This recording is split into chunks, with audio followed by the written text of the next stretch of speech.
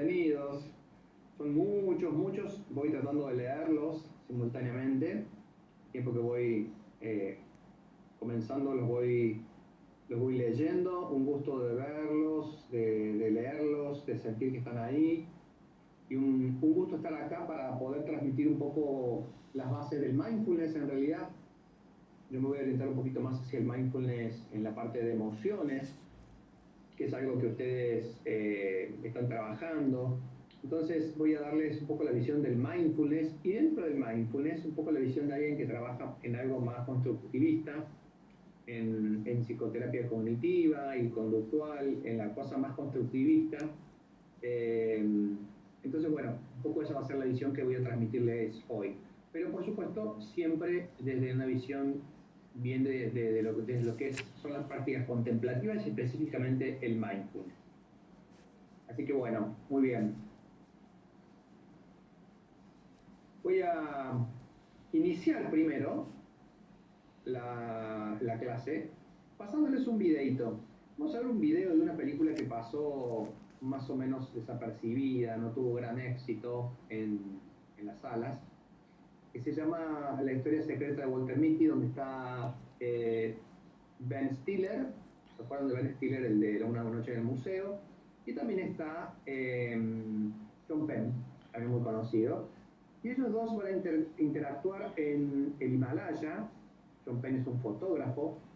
Y vamos a ver esa interacción para tratar de pensar un poquito qué es el mindfulness.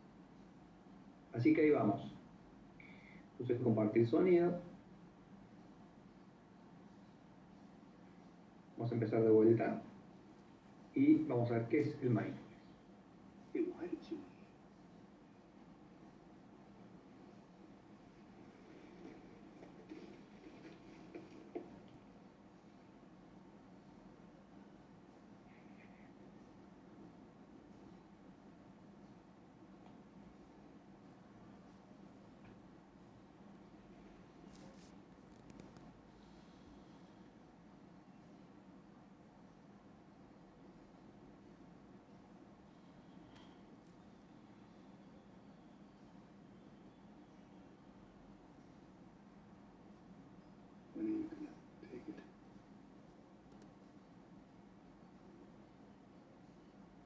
Sometimes I don't.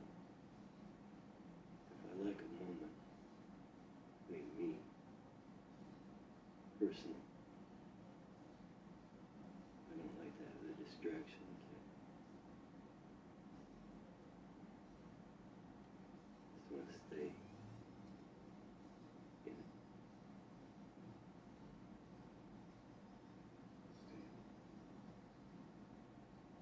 Yeah, right there. Right here.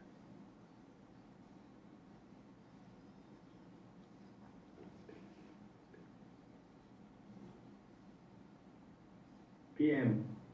Puede ser la que siempre ponemos en nuestros programas de mindfulness, o muchas veces al menos.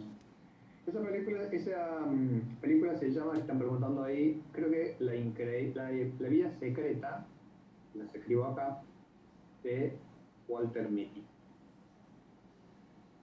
Si no me equivoco. A ver ahí. La vida secreta de Walter Mitty. ¿Qué es mindfulness entonces? Basado en esto que acaban de ver. ¿Qué sería mindfulness? A ver qué se les ocurre, qué pueden decirme, basados en lo que vieron.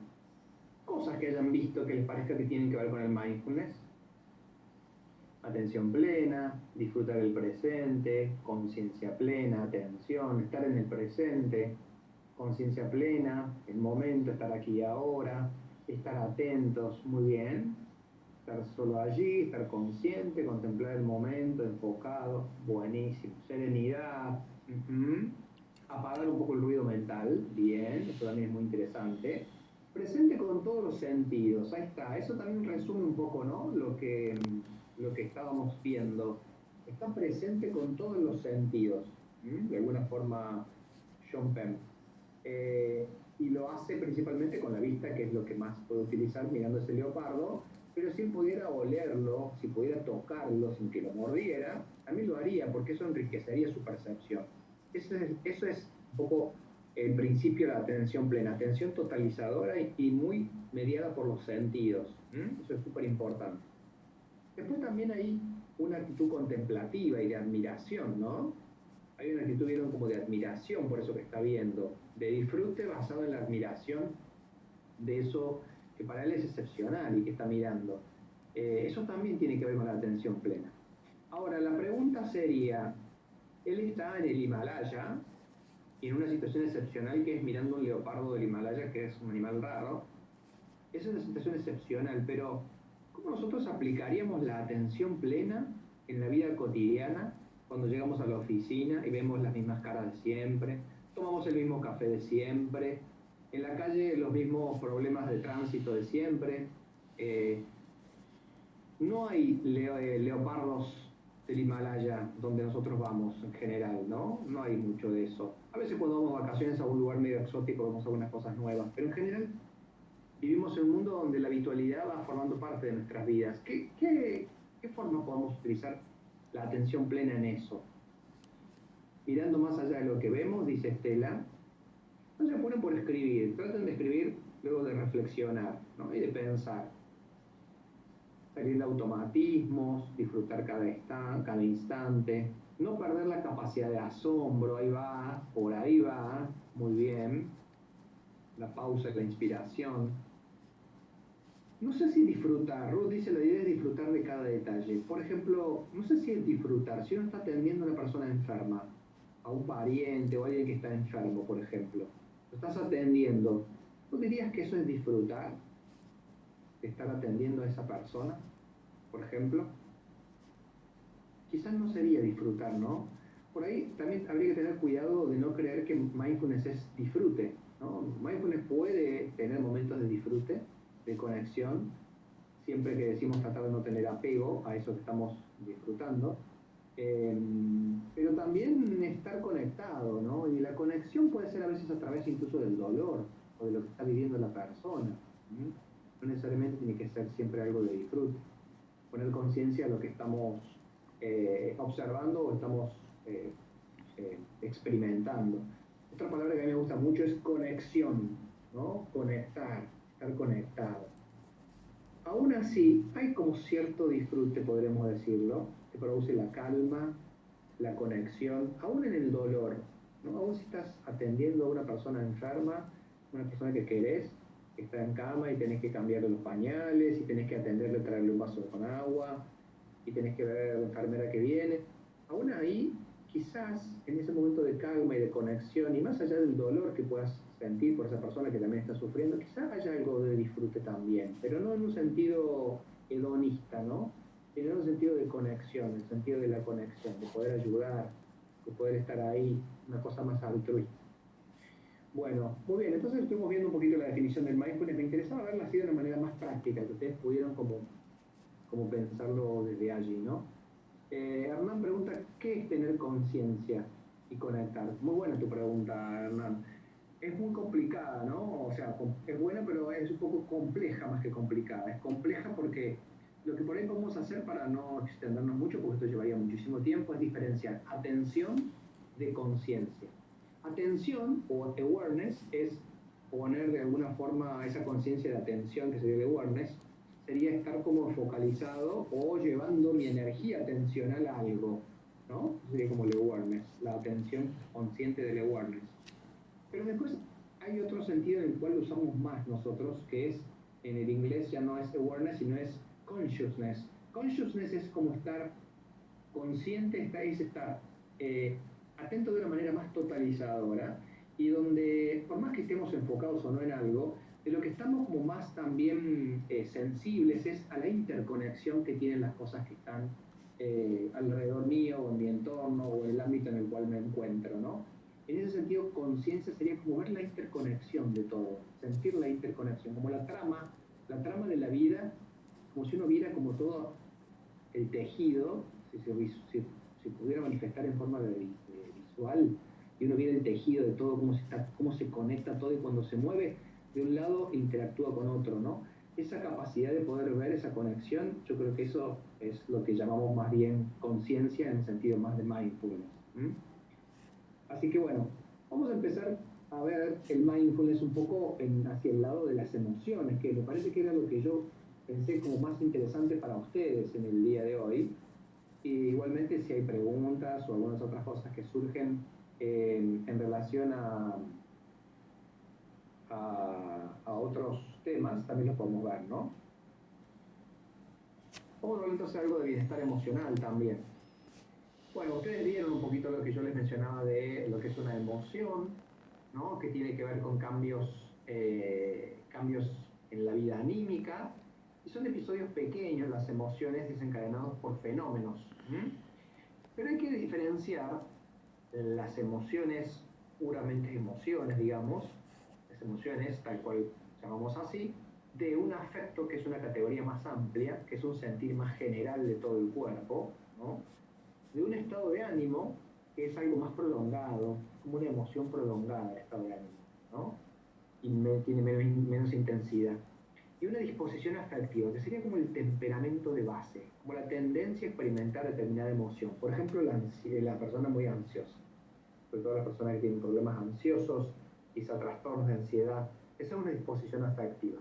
También puede ser una disposición afectiva el optimismo, el pesimismo, eh, el coraje, ¿no? La valentía de saber por ir hacia adelante en algunas cosas, no tener miedo. Hay como distintas disposiciones afectivas y ya tienen que ver con el hardware, con algo que uno más trae también, ¿no? De cierta forma. Tradicionalmente, las emociones han sido pensadas más bien generalmente a determinados circuitos en el cerebro, con un patrón identificable, y muchas veces se habla de las emociones como universales, ¿no? Como que hay universales que son básicamente las que ustedes conocen, las que por ahí pueden ver ahí, ¿no?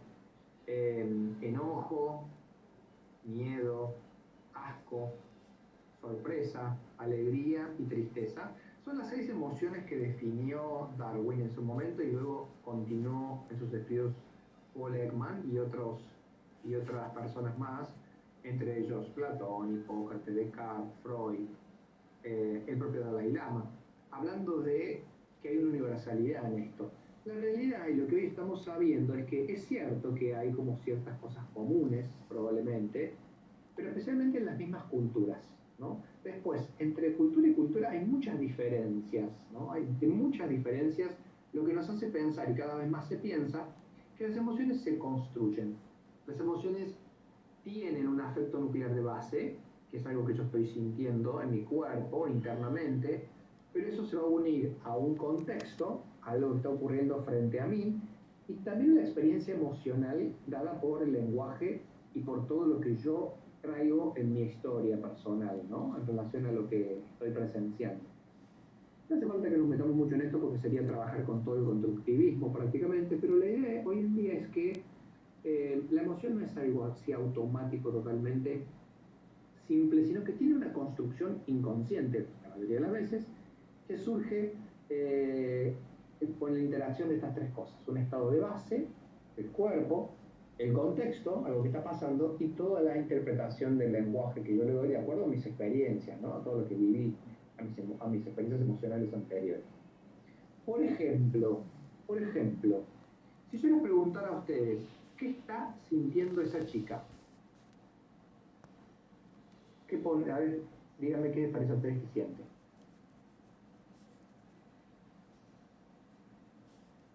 No sé si puedo verlo por el chat o tengo que salir del chat para verlo. Acá está. Asco, dolor, angustia, dolor, esfuerzo, asco, dolor, esfuerzo, dolor, tristeza. Bien. Todo más o menos lo mismo, ¿no? La mayoría de las personas dicen eso. Dicen dolor. Una persona, una mujer que está en una situación de dolor. Una afroamericana que está en una situación de dolor. Ahora, ¿qué tal si yo les digo, esto es sacado del libro de Stephen Barrett, ¿no? ¿Qué tal si yo les digo que esta chica es Serena Williams, cuando acaba de terminar de ganar el US Open y le ganó nada más que a su hermana, por lo cual el placer es el doble, ¿no? Le ganaste a tu hermana, es el doble el placer de haber ganado. ¿Qué emoción está sintiendo ella ahora? ¿Qué me dirían ustedes? ¿Qué emoción está sintiendo ella ahora? Dolor no es. Alegría, sí, pero eso se parece a alegría o disfrute, satisfacción. A mí no me cierran esas palabras para definir eso que estás sintiendo. Euforia hasta cierto punto, gozo, entusiasmo. Bueno, ¿qué nos va a decir Feldman Barrett? Solamente ella podría de alguna manera llegar a entender un poco lo que estás sintiendo. Porque la experiencia emocional es tan subjetiva, tan individual y se construye de tal forma que ninguno de nosotros podríamos entenderlo. Podemos tirar muchas cosas, podemos creer más o menos que hay una combinación de cosas específicas entre alegría, pasión, descarga, euforia, algo visceral, no sé, todo lo que ustedes quieran. Pero Fernand Barrett, que es un poco la líder de lo que es la visión constructivista, va a decir, nadie va a poder definir bien eso, porque es tan específico lo que esta persona siente en ese momento y tan único. Piensen ustedes que debe haber cosas relacionadas con su, en ese momento que estaba ahí de descarga de ella, debe haber cosas relacionadas con su propia vida que le pasaron por la mente, lo duro que había sido para ella como una de las primeras afroamericanas a jugar al tenis, cómo llegó hasta ahí, cuántas cosas habrá metido en toda esa situación en ese momento, ¿no? Entonces, un poco la idea es esa, que podemos de alguna manera nosotros darnos cuenta que más allá de ciertos rasgos comunes en las culturas, hay una experiencia de construcción muy subjetiva de las emociones que nadie puede descifrar por nosotros y que nosotros tenemos que aprender a describir. Y entonces también lo que va a decirnos el constructivismo es que lo que tenemos que aprender nosotros es hacer un poco sommelier de nuestras emociones, ¿no? Como, ¿vieron el sommelier que agarra una copa de vino y prueba, primero antes de probar, ve la temperatura, siente con la mano la temperatura en la copa, en una copa, no en este vaso. Primero luego va a comenzar a sentir el olor y poco a poco luego va a comenzar a probar apenas, muy despacio, y va a tener todo un ritual donde va a intentar hacer esto de abrirse a todas las posibilidades de sabor que tenga, ¿no? Yo hace poco estaba en Mendoza, hace unos meses, estaba en Mendoza, y la chica que nos estaba haciendo probar el vino nos decía, ¿sienten la nota de madera que tiene este vino? Yo decía, ¿qué será una nota de madera? ¿No? ¿Qué es una nota? Y bueno, después nos seguía diciendo otras cosas, ¿no? Pero ella lo sentía porque probablemente estaba muy entrenada en eso y de alguna manera tiene una granularidad vitivinícola mucho más amplia que nosotros, ¿no? Que yo. Pero entonces, algo de eso es lo que tenemos que hacer con nuestras emociones, poder aprender a ir conociéndonos y Freeman Barrett dice hasta hacer de alguna manera como un abecedario, un glosario de emociones propio, ¿no? Si uno puede llevar un cuadernito y poder ponerle un nombre a la emoción que está sintiendo, que es una combinación de alegría, entusiasmo, euforia, descarga y pasión, y le quiere poner un nombre, le puede poner un nombre y sabe que se refiere a eso, ¿no? Como empezar a construir la manera en que uno percibe con mucha granularidad. De alguna manera también dice Herman Barrett, una persona que empieza a percibir de esa forma es como un decorador de interiores que ve colores ahí frente a él y dice, ahí hay cobalto, ahí hay ultramarino, ahí hay azul royal, y una persona que no conoce nada dice, eso es azul, y nada más, ¿no? No ve como esa sutileza de diferencias que existen frente a lo que está viendo. Bueno, en las emociones uno puede hacer eso, puede empezar como de alguna manera a conectar más con su vida emocional. De todas formas, más allá de que sea tan subjetivo, tan individual, y podemos vivenciarlo de una manera así tan general, tan específica, perdón, a las emociones, tenemos que empezar como también a organizarlas de acuerdo a cómo las experimentamos. Y podríamos decir que hay emociones básicas, ¿no? Que son cualquiera de estas emociones que pueden surgir, desde enojo, alegría, tristeza, envidia, cualquier emoción de ese tipo. Pero luego de esas emociones básicas, lo que vamos a decir en el mindfulness es que va a aparecer un set de emociones que se deriva de esas básicas, que son las emociones aflictivas. ¿Qué serían las emociones aflictivas? Cuando se detecta que tiene una valencia o una experiencia negativa, esa emoción, uno la rechaza, uno lucha contra eso que está experimentando, ¿no? Y ahí la emoción se transforma en aflictiva. Aflictiva en el sentido de que es como si se cronificara, como si la sintiéramos más fuerte. Por ejemplo, una emoción de dolor, ¿no? Estamos angustiados, estamos un poco tristes, pero empezamos a pensar en relación a lo que nos está pasando y de alguna manera nos conmiseramos con nosotros, empezamos a sentirnos invalidados, débiles, vulnerables. Empezamos a hacer eso, muy probablemente lo que va a ocurrir es que empezamos a sentir una emoción mucho más fuerte, potenciada luego de esto, y esa sería la emoción aflictiva, ¿no? Eso comienza de alguna manera a generar cierta cronicidad, podríamos decir, en ese momento o más tiempo, ¿no? Eh, y eso es lo que más nos afecta. ¿Se acuerdan ustedes ese postulado un poco de lo que es el dolor y el sufrimiento? ¿Se acuerdan? A ver si lo pueden poner en el chat. ¿Qué diferencia había entre dolor y sufrimiento según el mindfulness? Claro, como dice Ahmed, es un tobogán de emociones de valencia negativa, tal cual. Eso es lo que pasa. Hay una valencia negativa que uno la exacerba con la reacción, ¿no? ¿Se acuerdan qué diferencia había entonces en dolor versus sufrimiento? Dolor. ¿Pero qué sería eso? A ver si podemos explicarlo más. ¿El dolor qué sería? Lo que no se puede evitar, bien. ¿Sí? Aquello que se nos presenta inevitablemente en nuestras vidas por las cosas que nos ocurren, ¿no? Recuerden de todas formas que dolor, para lo que es originariamente el budismo, sobre todo lo que enseñaba el Buda, dolor no es solamente experiencias que nosotros a veces pensamos como dolor, pérdidas o cosas más fuertes. Dolor es cualquier cosa que sea distinta como uno esperaría que fuera. Aquello que genera una valencia negativa, ¿no? Por ejemplo, no sé, yo siempre doy el ejemplo de estoy llegando al colectivo y se me va. Estoy llegando a tomar el colectivo de la parada y justo pasa y no se detiene y sigue, ¿no? O no sé, se me cayó un vaso, se me rompió el vaso. Cualquier cosa que implique que algo ocurre fuera de lo que yo espero y quiero, me genera una valencia emocional negativa, eso es dolor. Entonces, en la raíz de eso puede haber algo tan simple como el vaso que se cayó o el colectivo que se pasó, o puede ser algo mucho más fuerte, como por ejemplo la pérdida de un ser querido. En ambos casos hablamos de dolor. Ahora bien, el sufrimiento ya sería la manera en que nos relacionamos con ese dolor, ¿no? Cómo empezamos a generar todas estas reacciones, sobre todo esta resistencia que nos hace sentir, por supuesto, infelices o cronifica ese estado inicial en el cual nosotros estábamos.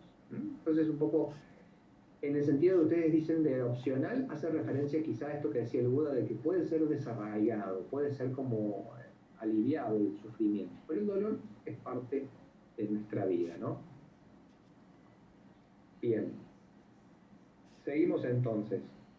Y por otro lado, algo que llamamos emociones altruistas, que acá yo pondría un poquito en duda si son emociones propiamente dichas, o más que emociones los tendríamos que llamar rasgos altruistas, porque, por ejemplo, el amor, la generosidad, la bondad, la solidaridad, eh, todas esas actitudes emocionales son más que una simple emoción, ¿no? Son rasgos, diríamos ya, rasgos que uno va de alguna manera cultivando y trasciende la definición de emoción. Bueno, en el aflictivo también podemos decir que al ser un estado más duradero, ya hablaríamos de un estado emocional y no tanto de una emoción. Pero acá lo estamos usando como para facilitar un poco la categorización.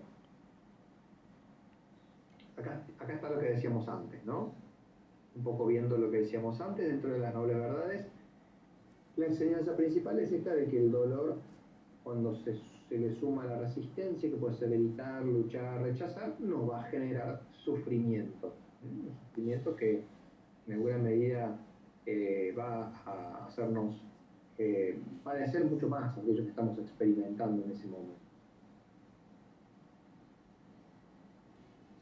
Vamos a hacer, si les parece, un ejercicio, mientras después vamos a empezar a ver un poquito cómo trabajar con cada una de estas emociones, las aflictivas, y cómo trabajar con las altruistas. En realidad lo que vamos a decir con las altruistas es que tratamos de cultivarlas, de desarrollarlas, ¿no?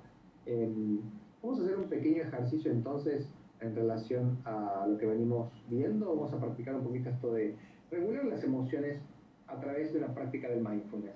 Entonces, los voy a invitar a que se acomoden en una silla, en un lugar donde ustedes estén sentados ahora de una manera apropiada, con la espalda en una buena postura, manos sobre las piernas. Podemos cerrar los ojos un momento.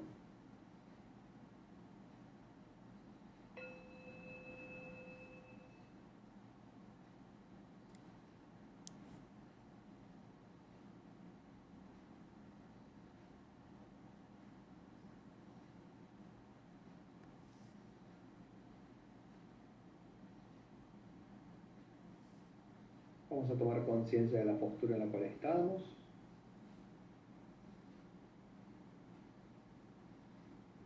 El apoyo de los pies,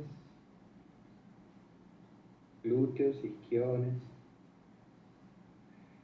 El contacto de las manos sobre las piernas.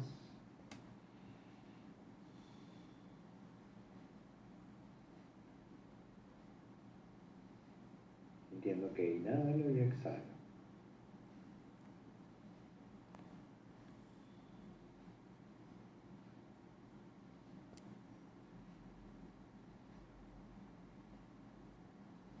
Inhalo y exhalo. Vamos a darnos cuenta también si podemos aflojar las tensiones en todo nuestro cuerpo, al menos en las partes que nosotros estamos creando tensión, como el rostro, los hombros, la espalda.